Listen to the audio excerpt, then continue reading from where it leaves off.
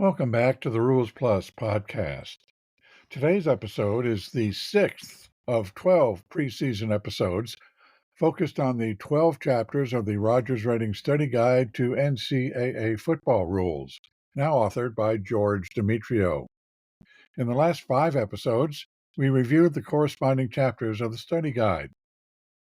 Episode 1, Chapter 1, concerning the purpose and format of the Reading Study Guide.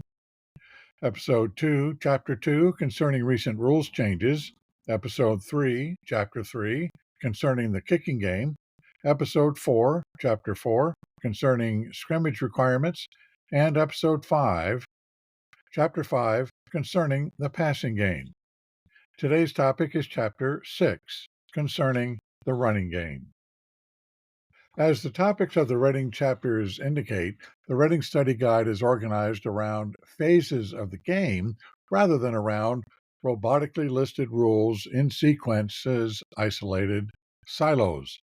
It's this philosophy that recognizes the symbiotic, interdependent nature of football rules that makes the Reading Study Guide such a useful and valued resource.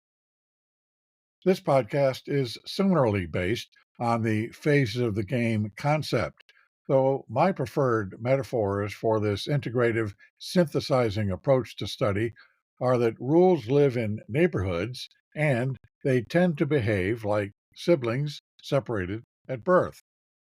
This discussion of the running game will demonstrate how many locations in the rules book we must visit to fully grasp the details of a play situation.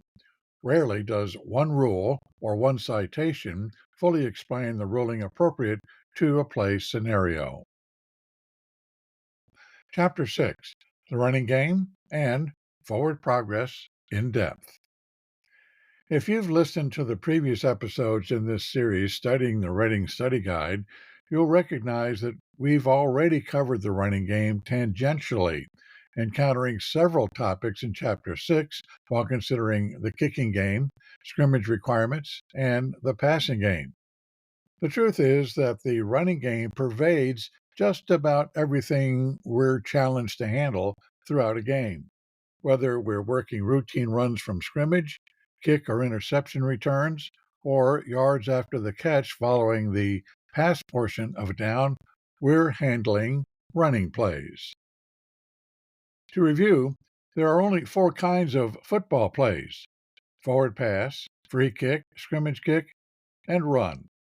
And the definition of a running play is, quote, any live ball action other than that, end quote, during those other 3 kinds of plays. That's in 234. Runs, including the loose ball intervals that may occur after possession is lost, account for a substantial portion of the live action during a game. So in this episode, I'm going to try to largely overlook topics in Chapter 6 that overlap with topics we've already seen in the earlier episodes in this series, unless revisiting a topic promises to yield additional buried insights. We're going to find 7 principal topics in Chapter 6: ball carrier, helping the ball carrier, handoffs, fumbles inbounds and out of bounds, the momentum rule, forward progress, and snap location. So I'll start with consideration of the ball carrier, who by happenstance is the object of one of the very few rules changes for 2024. So, topic 1, the ball carrier versus the runner. What you do about nothing or something. In last week's episode, I put on my grammar police uniform to talk ever so briefly about editorial choices by the NCAA Rules Committee concerning verb tense and preposition precision. Well, this week, class is back in session about another important choice by the NCAA Rules Committee concerning vocabulary. Rule 2 includes a distinction in Section 27, Article 7, between the player who is a runner and the player who is the ball carrier, because, as Chapter 6 points out, quote, the ball carrier is a special player, end quote. So there are 5 rules that specifically refer to something done to or done by the ball carrier. But being special isn't so special. The 5 rules are all in Rule 413, and they simply specify when a live ball becomes dead while in possession. The rules that really matter to a ball carrier are all the rules that address generally, in the interest of safety, restrictions on how players may attack each other. In many of these safety focused rules, the ball carrier is singled out for worse treatment than anybody else based on exclusions of defender restrictions, exclusions applicable only in the case of attacking ball carriers. Such exclusions are essentially rules exceptions, often not explicitly labeled as exceptions, that give defenders license to engage ball carriers in ways that defenders are otherwise prohibited from using against players who are not ball carriers. For example, we know from 233 what a chop block is, and we know from 9110 that a chop block is illegal. Yet, we also know that ball carriers are often brought down by more than one tackler, often with simultaneous contact above and below the waist. Yet, that is allowed. How do we know such high-low combination contact is allowed? We know based on an exclusion slipped inconspicuously, in fact, parenthetically, into 233. Here's the definition verbatim. Quote, a chop block is a high-low or low-high combination block by any two players against an opponent, not the ball carrier, anywhere on the field, with or without delay. End quote. Your mind's eye could blink, and you could miss this exception that's not presented clearly and brashly as an exception. Your mind's eye could also blink, and you could overlook 233 and read only 9110, where the blanket prohibition against initiating a chop block is actually to be found. The rules book is hardly consistent in the way it couches exceptions, and even exceptions to exceptions. Sometimes they're embedded, as in this case. Sometimes they're announced with an explicit, italic, bold-faced tag that hollers from a mountaintop. Exception! Here's an example of the NCAA's editorial inconsistency. Elsewhere in Rule 9, in the second article before Article 10 I just referenced, you'll find an explicit exception concerning ball carriers to the prohibition against continuous contact with the hand or arm to an opponent's face, helmet, or neck.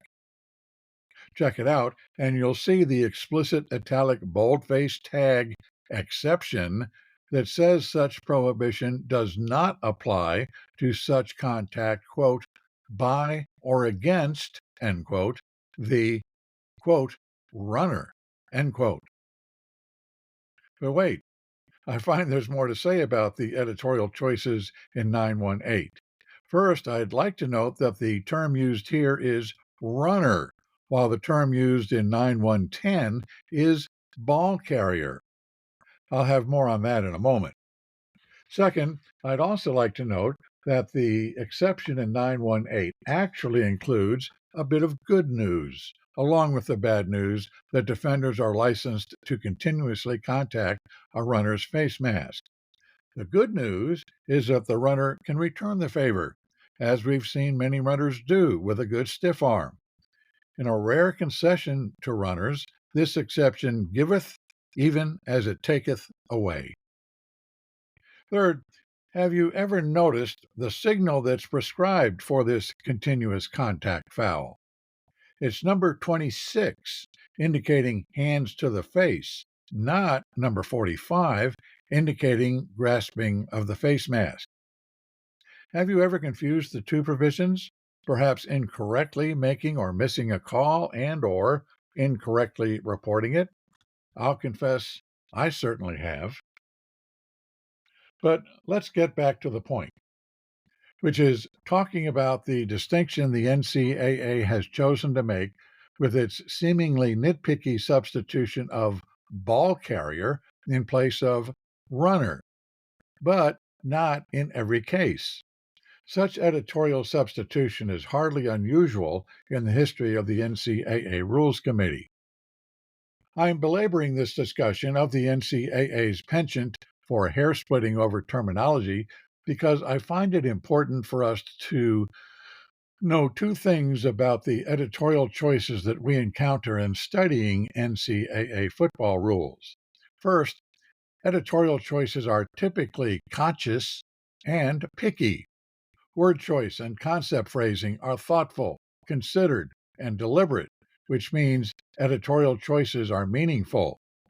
But second, the corpus of rules is so complicated, layered, interdependent, and extensive that we also find editorial inconsistency, which can be difficult to recognize and which is usually unintended, caused not by design, but because the ripple effects of rules changes across the years continue to create a substantial challenge for proofreading affected text elsewhere.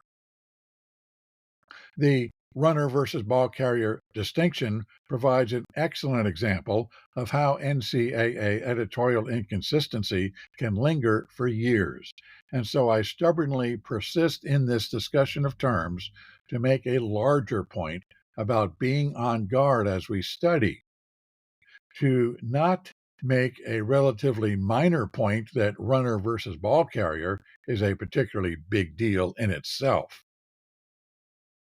So, reconciling attention to editorial detail with having caution about editorial inconsistency.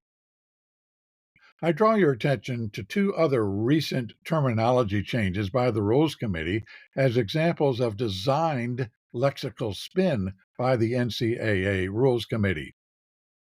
The retiring of the phrase when in doubt in favor of the phrase when in question that supports our aura of omniscience, and the retiring of the phrase officiating philosophies in favor of the phrase officiating standards that supports our aura of judiciousness. As a writer and editor by profession, I'm actually pleased that the committee recognizes that words matter and precise phrasing is empowering. But I remain puzzled by the runner versus ball carrier distinction. I understand the purpose, which seems pretty simply to address a silly loophole an offensive team could use to argue for a foul. Formerly, you could argue that punishment delivered by Team B players to a Team A player carrying out a fake is legal only against a runner. But look at how the distinction is presented in 227.7. Quote, the runner is a player in possession of a live ball or simulating possession of a live ball. A ball carrier is a runner in possession of a live ball. End quote. Instead of replacing the term runner, the term ball carrier is simply a more restricted notion of a runner, a distinction that would be useful if there are provisions that the Rules Committee wishes to apply only to a player who possesses the ball and not to a player carrying out a fake. But I find no instances in the rules book where that is the case. The very point of the lexical switch has been to remove any separation of ball toters from ball fakers. All ball carriers are runners, but not all runners are ball carriers. Here's what I'm getting at. I've done some research on the frequency with which the terms runner and ball carrier appear in the 2024 NCAA rules book I've just acquired in digital format. I had two purposes. First, I wanted to see in how many and in what situations ball carriers are singled out for less protection from contact than are other players. Second, I wanted to check to see whether the term runner had disappeared from the rules. My findings are interesting. The term ball carrier appears 27 times in the rules, 1 time in the officiating standards, and 32 times in the approved rulings. I was a bit surprised to find that the term runner still appears in the rules book, and it appears in all 3 of those areas too: 11 times in the rules, 5 times in the officiating standards, and 2 times in the approved rulings. In a moment, I'll talk about those 11 places where the term runner appears, but first I'll continue with what I've found to be the situation in which ball carriers are singled out for less protection than any other players. There are 6 instances of this. I've already mentioned 2 instances: the exception to the chop block prohibition when a ball carrier is the target, 233, and the exception to the continuous contact of the face prohibition when a runner is the target, 918. There are 4 remaining exceptions to player protection provisions. A ball carrier is not a defenseless player, according to 227.14 and 914. The Rule 2 text reads, quote, "A defenseless player is one who, because of their physical position and focus of concentration, is especially vulnerable to injury. When in question, a player is defenseless." Examples include a receiver who has not had time to become a ball carrier and a kick returner who has not had time to clearly become a ball carrier. To be fair, a ball carrier who is already in the grasp of an opponent and whose forward progress has been stopped at last gains entrance to the exclusive club of defenseless players. Again, to be fair, 339 provides that the ball becomes dead if a ball carrier's helmet comes off. However, during kick plays, clipping and blocking below the waist are prohibited, quote, "except against a ball carrier," end quote. That's in 916C and D.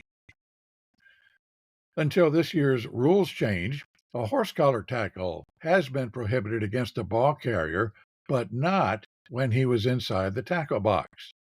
Beginning this year, the ball carrier's location is irrelevant. He's protected anywhere and everywhere. Score a hard-won victory for the safety of ball carriers in 2024. Just before a list of 5 exceptions related to ball and player position, 935 prohibits blocking in the back by most players most of the time, with, you guessed it, 1 exception not listed with the other 5 exceptions. The language is typical of such implicit exceptions. Quote, "A block in the back, other than against the ball carrier, is illegal." End quote. In approved ruling 912, play 1, a ball carrier gets another break.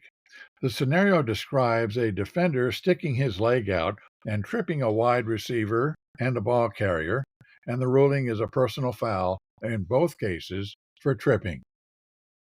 To summarize, here are the 6 fouls that are not fouls if they're against a ball carrier or runner. 1. Chop block, referred to a ball carrier in 233 and 9110. Continuous hands to the face, referred to runner in 918. Action against a defenseless player, referred to a ball carrier in 227.14 and 914. Clipping, referred to a ball carrier in 916C. Blocking below the waist, referred to ball carrier in 916D. And blocking in the back, referred to ball carrier in 935. I've been careful in listing these disappearing fouls to pair up the specific term ball carrier or runner that appears in the rules book, and so you can already see that there is one inconsistency. The player exempted from protection is the ball carrier in all cases except the foul for continuous hands to the face. Do you discern a pattern that may suggest why there is a single case in which the runner term is chosen? One explanation occurs to me. Perhaps only in the case of continuous hands to the face could it be argued plausibly that a defender does not or could not realize that he has engaged a player who does not have the ball and, in fact, is simulating being a ball carrier. Maybe I'm being naive in thinking the Rules Committee and editor have consciously chosen to use a different term in the one case out of 6. Well, I think a good faith way to judge whether term choice is deliberate or inadvertent is to look at the 11 places where the term runner appears instead of ball carrier. The question to answer is whether the inconsistency in term use is simply carelessness or whether it signals some important distinction we should take note of. I have done such research, but as interesting as I think the results are, this question of whether terms appear by choice or because of sloppy proofreading is not relevant here to this episode today, and the discussion of it would be very long, very esoteric, and so very, very pedantic. You would hate me for wasting your time with that. Perhaps I will post my research findings as a special episode sometime with an appropriate warning label to listen at your own risk. I'll settle for sharing this bit of advice that my findings support. There's a lesson here that we should study closely and diligently, parsing phrases and words closely, but we should also consider context and our own experience to avoid overthinking and literalism, which can lead us to miss the forest for the trees. Okay, topic 2, helping the ball carrier. Who paid any attention to provisions concerning helping the ball carrier until the recent introduction by the Philadelphia Eagles of the tush push or brotherly shove? Well, before 2019, we were supposed to pay attention, but sometimes we didn't. If you're of a certain age, you may recall the controversial Bush push play in 2005 when running back Reggie Bush pushed quarterback Matt Leinart into the end zone for the winning touchdown at South Bend. There was no call by the Pac-10 crew calling the game. I can tell you exactly what the rules said at the time, quoting Section 3, Article 2 in my archived copy of the 2005 NCAA Football Rules. Quote, interfering for or helping the runner or passer. The runner shall not grasp a teammate, and no other player of his team shall grasp, push, lift, or charge into him to assist him in forward progress. End quote. The rule changed in the NFL in 2005, but not until 2013 in the NCAA rules. For 2024, the rule continues to read this way, quote, interfering for or helping the ball carrier or passer. The ball carrier shall not grasp a teammate, and no other teammate shall grasp, pull, or lift the ball carrier to assist in forward progress. And there's a reference to AR 932, Play 1. End quote. You can see two differences from the 2005 wording. One, runner, has been replaced by ball carrier.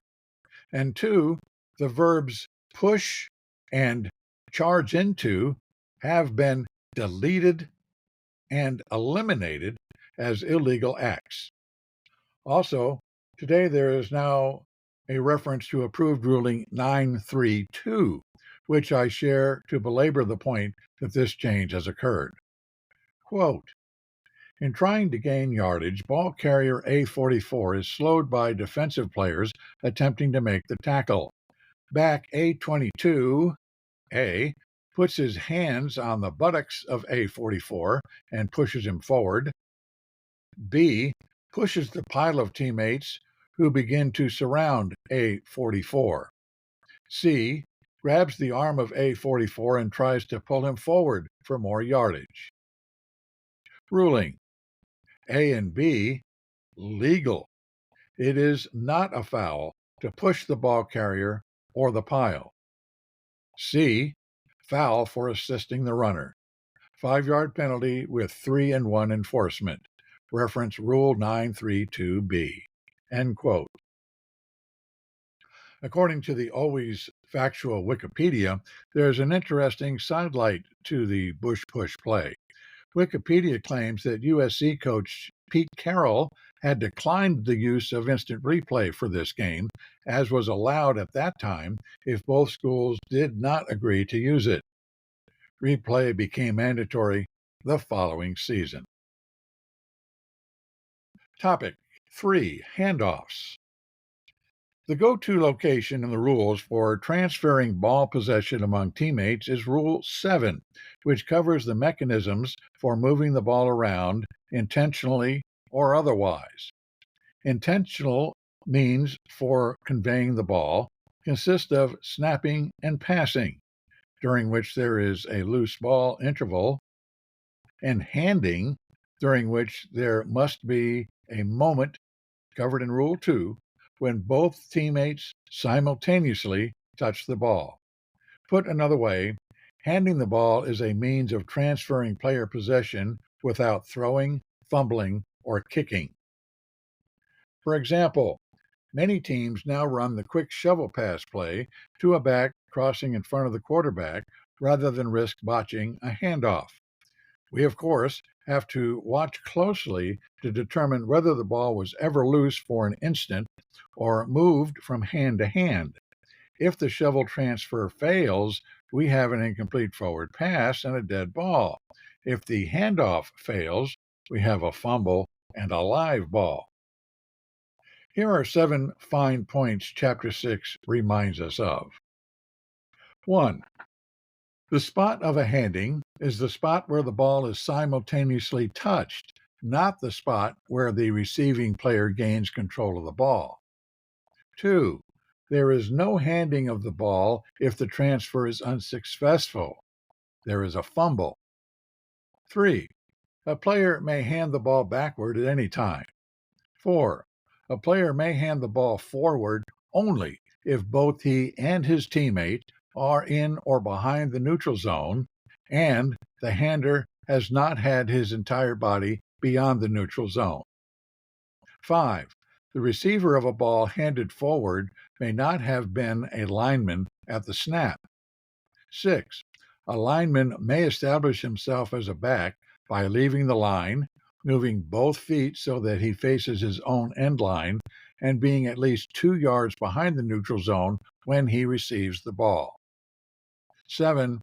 No Team A player may advance a planned loose ball, the so-called fumble-rooski, that was immortalized by the Nebraska Cornhuskers as a means to circumvent the no-handing requirements for linemen to make themselves eligible to receive a handoff. Topic 4. Fumbles inbounds and out of bounds. The concept of a fumble is easy to grasp. In 2:11:1, we're told that, quote, to fumble is to lose player possession by any act other than passing, kicking, or successful handing. End quote. There are 3 key takeaways from this definition. 1. The rule refers to player possession, not team possession, which continues during the loose ball interval after a fumble. 2. A fumble must be preceded by possession. 3. A fumble is an unintentional act because passing, kicking, and handing are intentional acts. The importance of the concept of a muff is that it is simply touching of a loose ball in an unsuccessful attempt to possess it. 2:11:2, which results in 3 key takeaways that are the opposite of those takeaways for a fumble. 1. The rule refers to touching, not possessing. 2. A muff is never preceded by possession by the player who touches. And 3. A muff results from an intentional act, albeit one that is unsuccessful. The key point of takeaway 3 is that the status of the ball is not changed when it is muffed. the loose ball remains a pass or a kick or a fumble. Grasping the concept of a muff is so important that the Reading Study Guide addresses what it refers to as the myth of the muff. Even though these thoughts are not in Chapter 6, they're important to hear. I shared this in episode 15 last September, but I'm sharing it again now. Quote, "The point is that a muff is not a thing in the sense of giving the ball new status. Muff doesn't name anything other than touching the ball during an unsuccessful attempt to catch or recover the ball. A fumble, a pass, and a kick each name the status of the ball. They are things. The word muff is only properly used as a verb in that it describes an action, but not as a noun, because it doesn't name anything. There is no such thing as a muff. When a player unintentionally loses possession of the ball, he creates a fumble. When he throws the ball, he creates a pass. But when he muffs the ball, he hasn't created anything. The ball's status is still whatever it was before he touched it. In the case of a punt that crosses the neutral zone, the muffed kick is still a kick, and it is the kick that the kicking team may not advance. A muffed backward pass is still a backward pass, and the rules for a backward pass say that if it is intercepted or recovered by the defense, it is live. A tipped forward pass has obviously been muffed, but it is still a pass, and the defense may certainly advance it. So when a player muffs a kick, then kicking game rules determine what players may or may not do. There are no muff rules. End quote. Pages 216 to 217 in the Reading Guide. Concerning whether fumbles are in bounds or out of bounds, the principal difference is that the fumbling team continues to possess a fumble that has gone out of bounds, and the governing philosophy is that the fumbling team should not gain an advantage by doing so. If the fumble remains in bounds, the situation is usually that whatever happens is what happens, with the major exceptions of fumbles on fourth down or during a try. And regardless of whether a fumble is in bounds or out of bounds, a fumble always begins a loose ball interval that's part of the possession interval that preceded it. And that's why we must put a beanbag down to mark the spot where the fumble occurred. That is the spot of the end of that run. I should add 3 notes here about beanbag mechanics. 1. We need only drop the beanbag rather than launch it. We just need to know the yard line where the related run ended. 2. We don't need to echo someone else's beanbag. Only drop your beanbag if you have seen the fumble, and be sure you get the beanbag to the spot of the fumble. 3. We do not need to put a beanbag down at the spot where a forward pass is intercepted. The NFL does that, but we won't ever need to know that spot. Topic 5, the momentum rule. Speaking of dropping beanbags, understand when the momentum rule applies. Appropriately, the rule is found as an exception to scoring a safety when the defending team is responsible for a ball being in the end zone when it becomes dead behind the goal line. A safety does not result if a player satisfies 3 conditions. Condition 1, he intercepts a pass or fumble, recovers an opponent's fumble or backwards pass, or catches or recovers a kick. And condition 2, his original momentum carries him into his own end zone. And condition 3, the ball remains behind his team's goal line and is declared dead in his team's possession. Topic 6, forward progress. Chapter 6 says there are 4 ways a ball carrier's advancement can end. 1, he is down by rule. 2, his forward progress is stopped. 3, he steps out of bounds. 4, he loses possession voluntarily or by fumbling. In my experience, it takes many rookie officials a bit of time to develop the habit of taking a mental snapshot of where contact first occurs and then storing that snapshot while contact with the ball carrier continues without interruption as the ball carrier is driven backward. Of course, forward progress should be ruled at the point of contact. Chapter 6 acknowledges that when a ball carrier gets swallowed up in a cluster of players, quote, it can be difficult to determine the forward progress spot, end quote, whether you're a rookie or a veteran. The chapter suggests we should look for when the ball carrier's voluntary movement is stopped. I believe the chapter is also correct to point out that when the quarterback is sacked, there is often a substantial difference between the spot where he was contacted and where he goes to the ground. In a 7-person crew, it's certainly very helpful for the wing officials to suggest to the referee where to spot the ball based on forward progress. Ruling forward progress can be particularly critical late in a half when the clock is an important factor. I've seen wing officials stop the clock when a ball carrier is driven backward out of bounds because they have failed to rule the ball dead because forward progress has been stopped. And sometimes the covering official will mark the ball's progress at the out of bounds, or, perhaps worse, mark the ball's progress where forward progress was stopped, even though the official stopped the clock, indicating the play ended out of bounds. We veterans can contribute to the confusion rookies may have by taking shortcuts in subvarsity games, not to mention that we can do disservice to the coaches, players, and fans we work for. We're often guilty of keeping the clock rolling on plays that end on the sideline, regardless of whether we should or not. I discovered one day during a close middle school game one way we can confuse a new official. During a late drive by the team trailing by less than a score, the linesman signaled to keep the clock rolling when the ball carrier, still moving forward, stepped out of bounds to avoid a big hit by an oncoming defender. I assumed he had wound the clock based on prior scolding by a veteran referee to keep the clock rolling.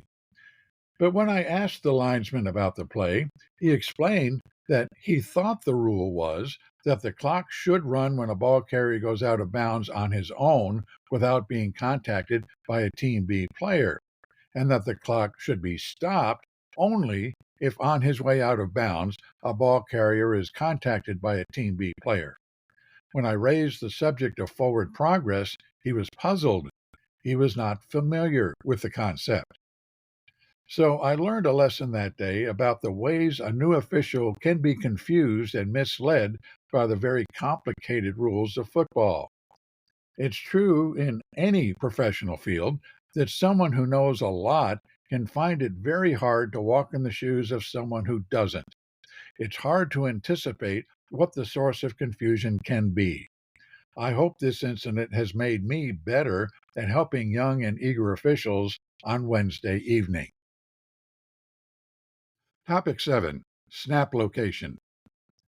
We've talked a little bit about grammar in this episode, so perhaps you'll bear with me if I close the episode with a little talk about geometry.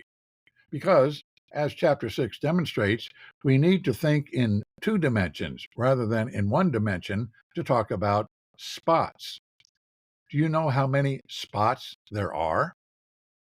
Section 25 of Rule 2 defines 11 spots: enforcement, previous, succeeding, dead ball, spot of the foul, out of bounds, inbounds, spot where the run ends, spot where the kick ends, basic, and post-scrimmage kick. Most of the definitions refer to a spot as a, quote, point, end quote, as in, quote, an enforcement spot is the point at which the penalty is enforced, end quote, or, quote, the dead ball spot is the point at which the ball becomes dead, end quote, to name a couple. You may recall from 10th grade geometry class that a point has no dimension. It is a location represented by a dot that has no length width, slope, or size. Our intuitive sense of a spot tends to focus simply on what yard line identifies where we are on the field. We should, of course, think of a spot as a point on a plane, not a point on a line. The lateral position we designate for the next snap should reflect our firm knowledge of where the ball should be laterally as well as where it should be vertically. That's why most every umpire I've ever worked with uses the 1 to 5 numbering system to note the location of the ball to start every down. If you don't know, the system is easy to use.